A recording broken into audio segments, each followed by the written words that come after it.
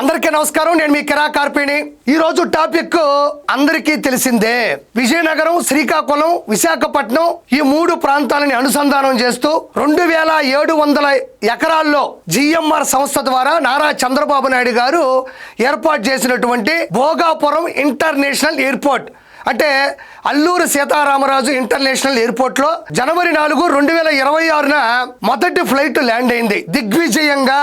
అయితే ఇక్కడ జగన్మోహన్ రెడ్డికి బాధాకరమైన విషయం ఏంటంటే క్రెడిట్ అంతా నారా చంద్రబాబు నాయుడు గారికి వెళ్ళిపోతుంది అని. ఎందుకు వెళ్ళిపోకూడదు?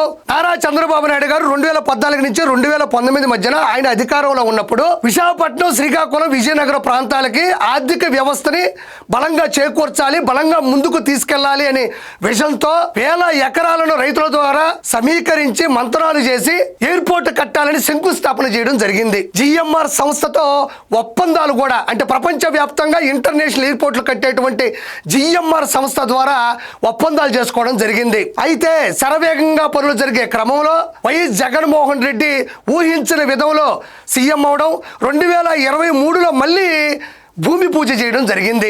ఆ తర్వాత మీకు తెలిసిందే, అన్నా క్యాంటీన్లు ఆపేసినోడు, టిట్కో ఇళ్లను మూసేసినోడు, ప్రజా వేదికను కూల్చేసినోడు ఎయిర్పోర్ట్ కట్టాలని అనుకుంటాడా? కేవలం పబ్లిక్ స్టంట్ కోసం మాత్రమే భూమి పూజ జనాల కోసం సాక్షి పత్రిక ద్వారా, సాక్షి మీడియా ద్వారా చేయడం జరిగింది. మరి అదే అన్నా క్యాంటీన్లో 5 రూపాయలకు అన్నం పెట్టి అన్నా క్యాంటీన్లు ఆపేశాడు. మరి పేద ప్రజలకి తక్కువ రూపాయలతో ఇచ్చేటువంటి గూడు టిట్కోయిలని మూసేశాడు. ప్రజాస్వామ్యంలో ప్రజల డబ్బుల చేత కట్టినటువంటి ప్రజా వేదికని కూల్చేసినాడు. ఇలాంటి వ్యక్తి ప్రజలు ఎదిగితే, ప్రజలు ఫ్లైట్ లో ఎగిరితే తట్టుకుంటాడా? ఒకటే గుర్తుపెట్టుకోండి ప్రజలారా, జగన్మోహన్ రెడ్డికి ఎవరైనా ఎగిరితే నచ్చదు. ఎందుకంటే 151లో 5 ఎగిరిపోయింది. అప్పటి నుంచి ఏది ఎగిరినా, ఎవరు ఎగిరినా తట్టుకోలేకపోతున్నాడు.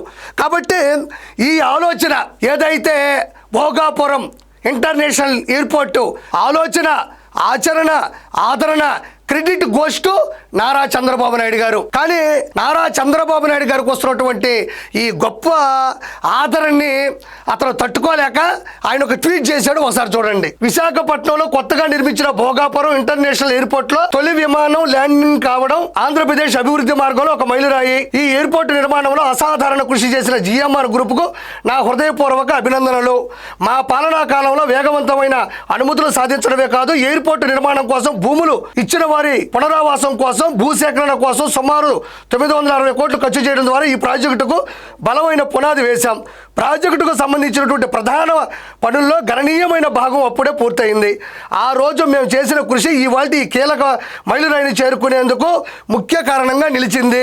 అలాగే విశాఖపట్నం పోర్టును భోగాపురం అంతర్జాతీయ విమానాశ్రయంతో అనుసంధానించే భోగాపురం ఎయిర్పోర్ట్ బైపాస్ జాతీయ రహదారి ప్రాజెక్టుకు 2023 మార్చిలో ఆమోదం ఇచ్చిన శ్రీ నితిన్ గడ్కరీ గారి కృషి, సహకారం నాకు ఎంతో గుర్తుంది. అయితే ఇప్పుడు ఏదైతే భోగాపురం అల్లూరు సీతారామరాజు ఇంటర్నేషనల్ ఎయిర్పోర్ట్ ద్వారా నారా చంద్రబాబు నాయుడు గారు చేసిన కృషికి గుర్తింపు వస్తుంటే తట్టుకోలేనటువంటి వైఎస్ జగన్మోహన్ రెడ్డి చేసినటువంటి అఫీషియల్ పేజ్ లో ట్వీట్ అన్నమాట. అయితే ఆ క్రెడిట్ అంతా నాదే, నేనే మొత్తం అనుమతులు తీసుకొచ్చాను, నేనే మొత్తం ఎకరాలు సమీకరించానని చెప్తున్నాడు. అంటే దీనికి నేను ఆజ్యం పోసిన రాజ్యం ఇది అంటున్నాడు. కానీ పూర్వం ఇదే ఎయిర్పోర్ట్ మీద అతను చేసినటువంటి అనుచిత వ్యాఖ్యలు ఎలా ఉన్నాయో ఒకసారి విందాం. ఉన్న విశాఖపట్నం ఎయిర్పోర్ట్ లో మధ్యాహ్నం పూట పోతే ఈగలు దొరుకుంటున్నాం. ఇది ఏ రకంగా న్యాయం? ఉన్న విశాఖపట్నం అంటే ఇక్కడ మాట్లాడుతున్నాడు, భోగాపురం ఎయిర్పోర్ట్కి దగ్గరలోనే విశాఖపట్నం ఎయిర్పోర్ట్ ఉంది కదా, నేను అక్కడికి వెళ్తే అక్కడ ఆ ఎయిర్పోర్ట్లో ఈగలు దోలుకుంటున్నాయి, మళ్ళీ భోగాపురం ఇంటర్నేషనల్ ఎయిర్పోర్ట్ అవసరం అంటున్నాడు. ఈగలు దోలుకుంటున్నాయంట. మరి విశాఖపట్నంలో ఉండేటువంటి జనాలు ఎంతమంది ఉన్నారు? విశాఖపట్నంకి టూరిజం ఎంతమంది వస్తారు? విశాఖపట్నం ఎంత అభివృద్ధి చెందినటువంటి ఆంధ్రప్రదేశ్లో ఉన్న ఒక ముఖ్యమైన భాగం. మరి అక్కడ ఈగలు దోలుకుంటున్నాయి నువ్వు అంటున్నావు కదా, మరి అక్కడెందుకు నువ్వు రుషికొండ ప్యాలెస్ కట్టావు? ఈగలు దోలుకోవడం అంటే ప్రజలకు ముందుగా గుర్తుకొచ్చేది వైఎస్ఆర్సీపీ పార్టీ. 151 నుంచి 5 ఎగిరిపోయి 11కు పడిపోయి పార్టీ ఈగలు దోలుకుంటుంది. అందరూ కూటమి ప్రభుత్వంలోకి వెళ్ళిపోతున్నారు. నువ్వు చేసిన పాపాలు, నీలో ఉన్న లోపాలు, నువ్వు సృష్టించిన అరాచకం, నువ్వు చంపిన ప్రజల ప్రాణాలు, వీటన్నిటిని దృష్టిలో పెట్టుకుని నీ దగ్గర ఉంటే నువ్వు ఎలాగో జీవితంలో గెలవు, నీ దగ్గర ఉంటే చెడ్డ పేరు వస్తుందని అందరూ కూడా కూటమి ప్రభుత్వంలోకి వెళ్ళిపోతున్నారు, కూటమిలో జాయిన్ అవుతున్నారు. కాబట్టి నీ పార్టీ ఈగలు దోలుకుంటుంది. మరి ఈగలు దోలుకుంటుంది అని చెప్పిన నువ్వే ఈరోజు భోగాపురం ఎయిర్పోర్ట్ ఓపెన్ అవ్వడానికి లేదంటే మొదటి ఫ్లైట్ ల్యాండింగ్ అవ్వడానికి నేనే కారణం అని ఎందుకు చెప్తున్నావు నువ్వు? ఇక్కడ చూడండి, ఎయిర్పోర్ట్ బాగా ఉన్నదాన్ని వదిలేసి వేరే చోటికి పోయి ఎయిర్పోర్ట్ పేరిట అక్వైర్ చేయాలి అని చెప్పి దిక్కుమాలిన ఆలోచన చేయడం. మరొకసారి మళ్ళీ దీని గురించే చెప్పాడు. ఈ దిక్కుమాలిన ఆలోచన ఎందుకు, మళ్ళీ భోగాపురం ఎయిర్పోర్ట్ అవసరమా అని ఇతనే సందర్భాలు సారం చూడండి మీరే. మీ అందరికీ కూడా చెప్తా ఉన్నాం, గట్టిగా పోరాడుదాం, గట్టిగా నిలబడదాం. ఇంకొకటి కూడా చెప్తా ఉన్నాం, కోర్టుకు కూడా పోదాం, కోర్టులో కేసులు వేసినా కూడా గట్టిగా దీన్ని ఆపే కార్యక్రమం చేద్దాం. అంటే భోగాపురం ఎయిర్పోర్ట్ కు సంబంధించినటువంటి ఆ అనుమతులను గాని, దాన్ని ముందుకెళ్లే పద్ధతిని గాని, దాని పరిస్థితిని గాని కోర్టులకు వెళ్ళైనా సరే ఆపేస్తాను అని చెప్పినటువంటి ప్రబుద్ధుడు కూడా ఇతనే. దాని తర్వాత ఏమన్నాడు ఒకసారి వినండి. రానున్న మన రోజులు 3 ఏళ్లలో చంద్రబాబు నాయుడు గారి ప్రభుత్వం పడిపోతుంది. చంద్రబాబు నాయుడు గారు బంగాళాఖాతంలో పడే రోజు త్వరలోనే వస్తుంది. వచ్చేది మన ప్రభుత్వం, మళ్ళీ మీ భూములన్నీ కూడా తిరిగి మీకు వెనక్కిస్తామని చెప్పి మాత్రం గట్టిగా మీ అందరికి. అంటే జగన్మోహన్ రెడ్డికి ఇప్పుడే కాదు, రానున్న రోజుల్లో వచ్చేది మన ప్రభుత్వమే, కళ్ళు మూసి కళ్ళు తెరిస్తే మన ప్రభుత్వం వస్తుంది. ఇప్పుడు కాదు, ఆ రోజుల్లో కూడా ఈ మాట మాట్లాడేవాడే. అయితే చూడండి, వచ్చేది మన ప్రభుత్వమే, వచ్చిన తర్వాత భోగాపురం ఎయిర్పోర్ట్ పనులు ఆపేసి తిరిగి మీకు ఆ స్థలాలు కానీ ఆ పొలాలు కానీ తిరిగిస్తారని చెప్పేసి ఇతనే చెప్పాడు. కాబట్టి అప్పుడు చంద్రబాబు నాయుడు గారి ప్రభుత్వం అంటే చంద్రబాబు నాయుడు గారి పార్టీ బంగాళాఖాతంలో పడిపోద్ది అన్నాడు. ఖాతం పక్కన పెడితే జగన్మోహన్ రెడ్డి ఖతం అయిపోయాడు. చూడండి, హామీ ఇచ్చి చెప్తా ఉన్నాం, చంద్రబాబు నాయుడు గారికి లంచాలు రావని ఇదే పెద్ద మనిషి చంద్రబాబు నాయుడు గారు ఆ టెండర్ను రద్దు చేసిన పరిస్థితి మనం అంతా కూడా చూస్తా ఉన్నాం.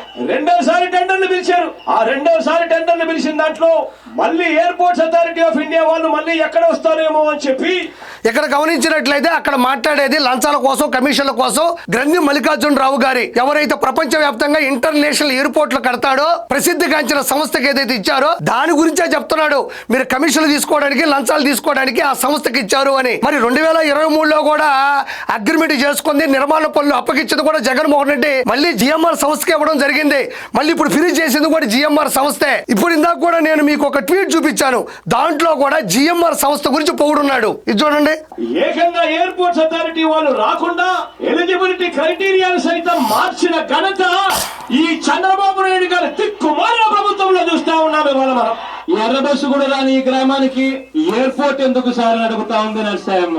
ఇక్కడ చివరగా అయితే చూడండి, ఎర్ర బస్సు రాని కూడా అంటే విజయనగరం జిల్లాలో భోగాపురం గ్రామంలో కట్టేటువంటి ఇంటర్నేషనల్ ఎయిర్పోర్ట్ సంబంధించినటువంటి ప్రదేశానికి ఎర్ర బస్సులు కూడా రావు. అలాంటి దగ్గరికి ఎయిర్పోర్ట్ అవసరమా అని చెప్పి ఈవిడ అడిగిందని చెప్పేసి ఈయన మాట్లాడుతూ ఉన్నాడు. మరి అలాంటి చోటికి ఈ రోజు అల్లూరు సీతారామరాజు ఇంటర్నేషనల్ ఎయిర్పోర్ట్ వస్తే మొదటి ఫ్లైట్ ల్యాండ్ అయితే మరి నువ్వెందుకు ఈ రోజు ఆ క్రెడిట్ అంతా నాదంటున్నావు? మరి ఆ రోజుల్లో దాన్ని ఆపేస్తానన్నావు, ఆపేసి తిరిగి ల్యాండ్లు వాళ్ళకి తిరిగిస్తా అన్నావు. ఎర్ర బస్సు కూడా రాని ప్రదేశానికి ఎయిర్పోర్ట్ అవసరమా అన్నావు. దాని తర్వాత విశాఖపట్నంలోని ఈగలు తోలుకుంటుంది భోగాపురం ఎయిర్పోర్ట్ అవసరమా అన్నావు. నీకు నిలకడ లేదు, నీకు నిజాయితీ లేదు, నీకు ఉన్నది నిర్లక్ష్యం ఒకటే. ప్రజల మీద నీకు ఎప్పుడు ప్రేమ లేదు. ప్రజావేదికను కూల్చేసినోడికి, అన్నా క్యాంటీన్లు ఆపేసినోడికి, టిల్ట్కో ఇళ్ళని మూసేసినోడికి ఎయిర్పోర్ట్ లో ప్రజలు ఎగిరితే ఒప్పుతుందా? కాబట్టి ప్రజలారా, ఇతను ఎంతో ముందు మాట్లాడిన మాటలు ఇప్పుడు నారా చంద్రబాబు నాయుడు గారి ఆలోచన, ఆచరణ, తద్వారా ప్రజల ఆదరణ అత్యున్నత స్థాయిలో ఉన్నాయి. కాబట్టి మళ్ళీ తట్టుకోలేక మొన్న కూడా అంతే, గూగుల్ డేటా సెంటర్ ని లోకేష్ గారు నారా చంద్రబాబు నాయుడు గారు పట్టుకొస్తే అదేమో గోడౌన్ అన్నాడు, తాళం వేసి వెళ్ళిపోతున్నారు, అది దేనికి పనికిరావన్నాడు. కానీ అది ఇంప్లిమెంట్ అయిన తర్వాత, పేరు వచ్చిన తర్వాత దానికి ఆజ్యం పోసింది నేనే అన్నాడు. మళ్ళీ రెండోసారి కూడా అదే ఇంప్లిమెంటేషన్. వీటన్నిటికీ కారణం నేనే, చేసింది నేనే అంటున్నాడు. కాబట్టి దయచేసి ఇతను యొక్క ఫేక్ మాటలు కానీ, ఇతను చేసినటువంటి ఇలా చూడండి, ఇవన్నీ కూడా సాక్షాత్తు సాక్షిగా మనస్సాక్షి లేకుండా మాట్లాడేటువంటి జగన్మోహన్ రెడ్డి మాటలు. కాబట్టి దయచేసి ఇవన్నీ గుర్తుంచుకోవాల్సిందిగా మనస్ఫూర్తిగా కోరుకుంటున్నాను.